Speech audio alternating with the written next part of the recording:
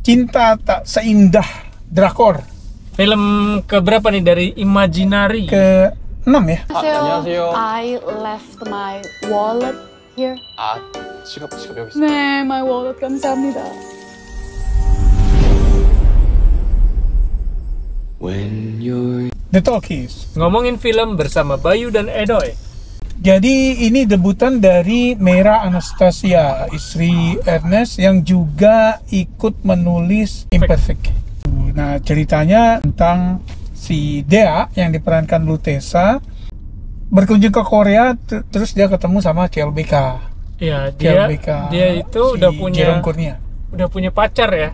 Pacarnya punya ini pacar. udah mapan, yang diperankan oleh Ganindra Ganindra Bimo. Nah, dia yang membiayai si Dea ini ke Korea, tapi dia nggak bisa ikut. Jadi si Dea pergi Korea, ya itu ternyata dia di sana ketemu CLBK. CLBK-nya Ketemu dia. Rangga. Gitu. Siapa namanya? Julian. Oke, nah jadi intinya sih itu gitu ya. Settingnya nyaris full di Korea.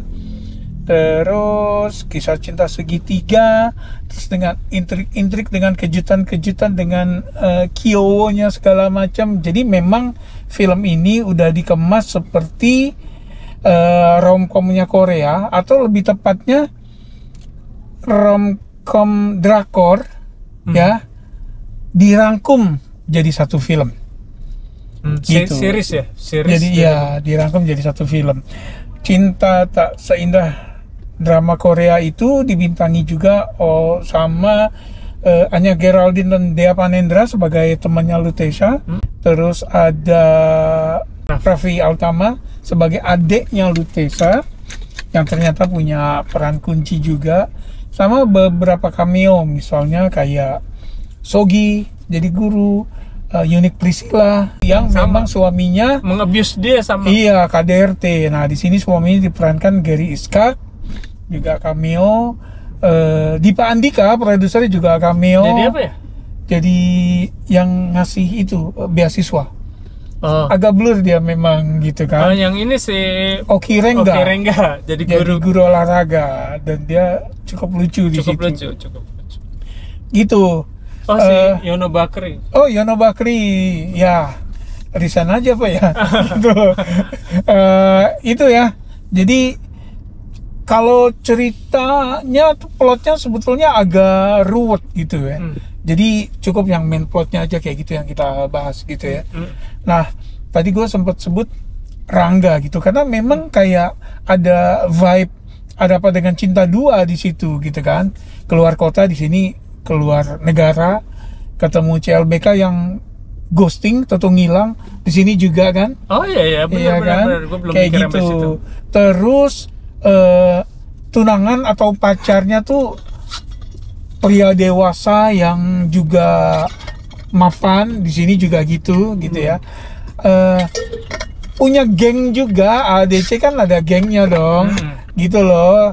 Ada yang comic reliefnya, ada yang agak drama-drama gitu. Di sini juga ada kayak gitu. Jadi vibe ADC 2 tuh agak berasa di gue. Oke. Sama satu lagi yang keinget waktu nonton ini tadi, Before Sunset. Karena kan di film pertamanya Before Sunrise juga kan dia nge-ghosting kan, janjian ketemu tapi kemudian nggak muncul. Di sini dia ngasih penjelasan. Jangan-jangan ADC 2 juga agak-agak ngambil dari Before Sunset gitu. Pendapat lo, Bay? Pendapat gua, jadi ini debut penyutradaraan ya dari Teh Merah. Gue pada saat nonton tuh gue bisa tersenyum, gue bisa ketawa sama beberapa adegan lucunya. Khas Imaginary ya? Ya, gue bisa mengernyit, bisa memberikan reaksi lah pokoknya. Dan bagi gue itu cukup berhasil. Tapi apakah filmnya sempurna? Jauh sekali dari sempurna sebetulnya. Karena ada beberapa hal yang mengganjal nih dari gue. Tapi sebelum gue ngomong itu, mungkin lo gimana first ya gue first impression? Yang pertama filmnya kalau first impression adegan pertamanya buat gue agak cringe, adegan yang di bandara itu. Tapi karena pendekatan komedi ya udah gitu kan ya. Memang mungkin kan yang namanya komedi ada hit and miss ya, kayak gitu. Dan ke sini-sininya gue menikmati gitu, baik colorful, ringan, ada tema persahabatan, ada CLBK. Siapa sih yang nggak pernah punya CLBK ya kan, gitu. Itu gue nikmatin gitu, yang kelebihannya nih baik. Tuh, nah terus sama ya setting Koreanya emang beneran kayak dikasih lihat landmark yang suka kita temuin di film atau di drakor gitu. Jadi yang sering nonton Korea kayak agak familiar sama ini. Sampai yang kayak di Han River tuh yang The Host nih, ada monsternya tuh di kolong jembatan kayak gitu. Gue karena nggak terlalu into Korea-Koreaan, jadi gue ya biasa aja. Oke. Ya tadi gue bilang bahwa ada banyak kekurangannya bagi gue ya. Yang gue ngerasa ini kan film tentang seorang yang ketemu lagi cinta pertamanya ya. Jadi si Lutetia, si Dea ketemu sama Julian si Jerome Cournier. Di situ kayaknya dia jadi bimbang bahwa dia udah punya understanding boyfriend yang care sama dia. Memang ada kelemahannya, kan dia bilang bahwa overprotective yang which is red flag sebetulnya, overprotective. Tapi nggak menunjukkan KDRT juga gitu kan. Jadi kayak orang yang sabar, yang baik kalau di film kita lihat gitu. Nah, pada saat ketemu CLBK walaupun pertamanya agak hostile si Lutetia, tapi dia jadi bimbang. Berarti kan ada sesuatu nih, nilai historinya tinggi tinggi. Nah, dibawalah kita ke flashback pada saat mereka SMA, gimana cara mereka saling naksir. Nah, bagi gue flashbacknya itu kurang bisa membawa kita mengerti cinta mereka sedalam apa. Jadi kurang meyakinkan kita sebagai penonton bahwa memang si Julian seberkesan itu. Iya. Gitu. Tadi kan kita sempat ngobrol bahwa ketika di ADC 2 si Rangga muncul lagi, Bimba si cinta itu awalnya sebel tapi kemudian bimbang, kita bisa paham karena di film pertamanya itu impactnya si Rangga udah tahu, udah kuat banget. Nah di sini kurang ya si Julian ya. Kurang, apakah karena kurang panjang ceritanya atau cerita yang dikemas di flashback yang relatif pendek ini salah pilih, kurang berkesan, salah pilih momen. Iya. Mungkin ya, gitu loh. Ya kalau misalnya gue yang bukan pembuat film mungkin mikirnya ya apa kayak misalnya si Julian menolong orang kecelakaan, terus dia nggak memperdulikan dirinya sendiri, sehingga pokoknya yang bikin orang hugely impressed gitu ya. Sehingga si Lutetia ini wah gila nih tergagah-gagah gitu. Dia kalau jadi pacar gue worthy nih gitu.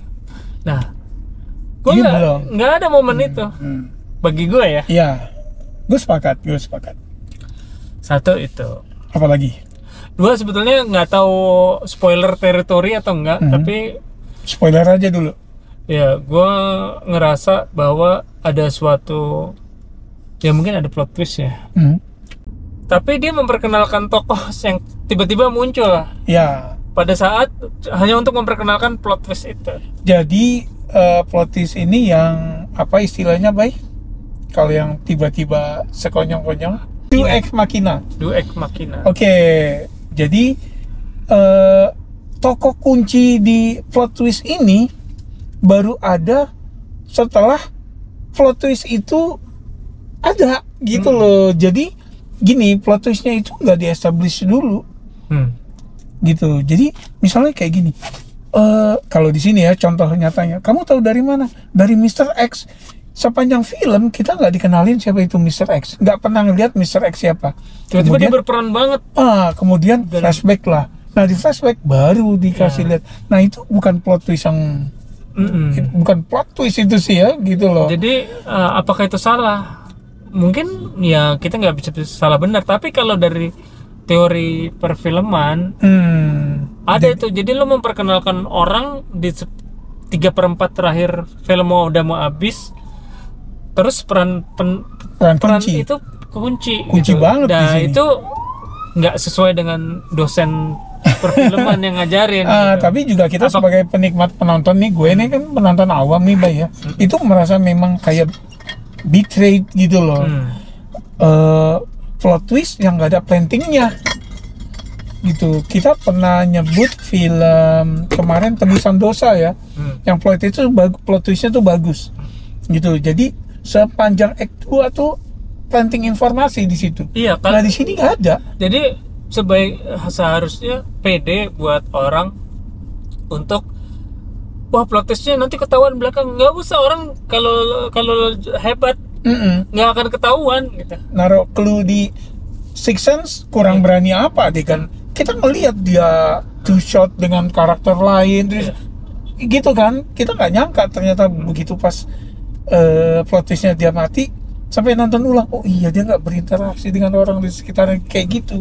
Nah di sini tokoh kuncinya tuh beneran baru muncul pas plot twist itu dipaparkan ke penonton gitu. Itu buat gue parah sih, gitu ya. Itu yang salah satu yang membuat film ini jadi nggak bisa tinggi-tinggi nilainya di gue. Terus apa lagi? Itu kan kedua. Ya apa lagi ya? Nah kalau gue poin ketiganya adalah ini karena dia semangat bikin drakor ya, itu kayak trope drakor tuh ada di sini. Yang suka nonton drakor bisa mungkin recognize ini biasa gue lihat gitu ya. Tapi untuk satu film ini berasa kayak drakor satu season yang pendek lah, yang 10-12 episode digabung jadi satu film, berasa panjang banget. Yang bikin berasa panjang adalah film ini di tengah-tengah nanti subplot ya, dan berlama-lama di situ. Udah balik lagi ke garis tengah, jalan dikit, minggir lagi ke kiri, berlama-lama di situ, kayak gitu. Dan itu berulang kali. Nah, itu membuat film ini terasa lama gitu. Ya, gue sih nggak terlalu nggak membuat itu sebagai poin negatif ya, karena gue cukup ngikutin dan enjoy aja. Kalau tadi bicara CLBK, di sini banyak banget ya bicara soal insecure gitu ya, ya bicara soal berondong gitu kan, Oedipus Complex, bicara soal mulut netizen, ya bicara soal skandal dunia artis, kayak gitu-gitu tuh, wah penuh banget di film ini gitu. Buat gue justru jadi kebanyakan. Oke, jadi ini kayaknya banyak banget negatifnya nih. Jadi gimana nih menurut lo film ini? Menurut gue ini film yang bisa dinikmati, tapi berbeda dengan film imajinari lainnya. Gue cukup nonton sekali, Bay. Oke. Kalau lo? Gue sih cukup, sebetulnya walaupun gue setuju dengan poin-poin, nggak semuanya setuju, tapi ada beberapa poin yang negatif yang bagi gue mengganggu, tapi gue cukup enjoy sih overallnya. Jadi kayak sebenarnya masih bisa dinikmati kalau untuk orang yang nggak terlalu peduli sama apa yang kita pakem sih nggak akan mengganggu dan cukup menghibur kalau menurut gue. Jadi malah mungkin plot twistnya jadi kelebihan buat penonton lainnya. Ya gak sih, yang nggak nyangka gitu loh. Iya. Jadi lo skor bagi gue masih banyak kelemahan, tapi passing grade lah buat dari gue 6,5. Oke. Sebagai kemasan, menurut gue bagian-bagian film ini tuh, beberapa bagian film ini menghibur banget ya, termasuk tokoh adeknya nih, adek Lutesa, ya menghibur banget tuh bagian dia gitu ya. Gue suka tuh.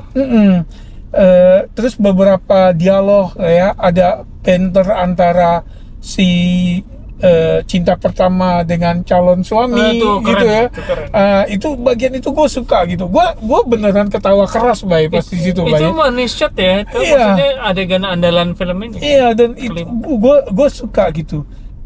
Tapi Jadi kayak bagian-bagian aja gitu loh. Secara overall gue kurang gitu ya. Gitu. Skor? Skor gue 6 deh. Aduh, gue udah takut. Nggak. Oke, segitu aja. Yang film ini kan waktu kita nonton di flash screening udah ada special screeningnya ya, gitu loh di beberapa tempat. Begitu episode ini tayang juga udah tayang juga di JAV. Jadi silakan yang udah nonton kasih komen mungkin sependapat sama kita atau enggak, poin-poin apa yang disuka, poin apa yang enggak. Tulis, jangan lupa subscribe, like, and share. Makasih udah mampir, sampai ketemu di film berikutnya. Salam.